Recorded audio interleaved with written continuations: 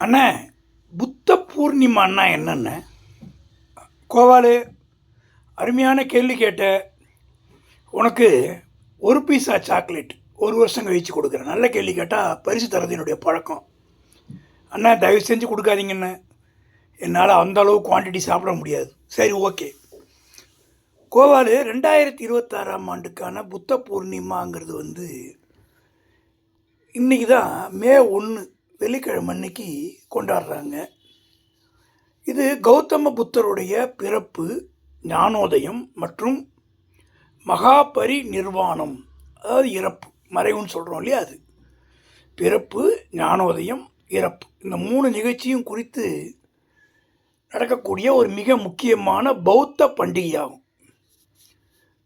ஆனால் இன்னொரு தடவை சொல்லுங்கண்ணே, மே மாதம் 1ஆம் தேதி இன்னைக்கு வெள்ளிக்கிழமை, பௌர்ணமி திதி, நேத்திலேருந்து ஏப்ரல் 30 அதுலேருந்து ராத்திரி 9:12க்கு ஆரம்பித்து இன்றைக்கி மே மாதம் 1ஆம் தேதி ராத்திரி 10:52 வரைக்கும் இருக்குது. இதில் தான் இதை கொண்டாடுறாங்க. இது புத்தருடைய 2588வது பிறந்த நாளாக கொண்டாடப்படுது.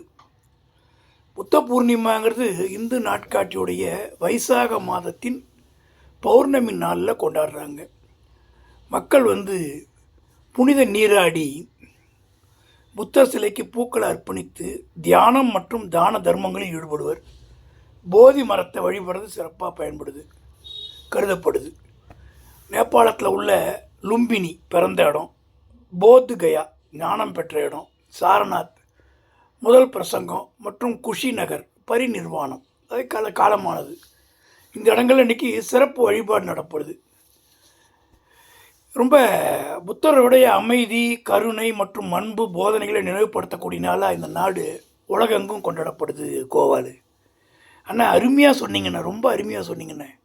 எனக்கு ஒரு சந்தேகண்ணே, சொல்லு கோவாலு. அண்ணா, புத்தர் ராஜ குடும்பத்தில் பிறந்தார், எல்லாருக்கும் தெரியும். அருமையான மனைவி, அருமையான குழந்தை. இதெல்லாம் விட்டுட்டு ஏன்னா அவர் சன்னியாசியானார்? ராஜ வாழ்க்கை நீங்கள் பாருங்கண்ணே, நிறையா பேருக்கு பொண்ணு கிடைக்கல கல்யாணம் பண்ண. இந்த காலத்தில் ரொம்ப சிரமப்படுறாங்க பொண்ணு கிடைக்குமான்னு. கோவாலு, என் நிலைமையே அப்படி தான்.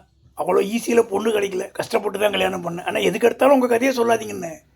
அவர் ஏன்ன சன்னியாசியானார் நான் இப்போ சொல்ல மாட்டேன். ஒரு டீ சாப்பிட்டு வந்து தான் சொல்லுவேன். சரிண்ணா போயிட்டு சாப்பிட்டு வந்து சொல்லுங்கண்ணே.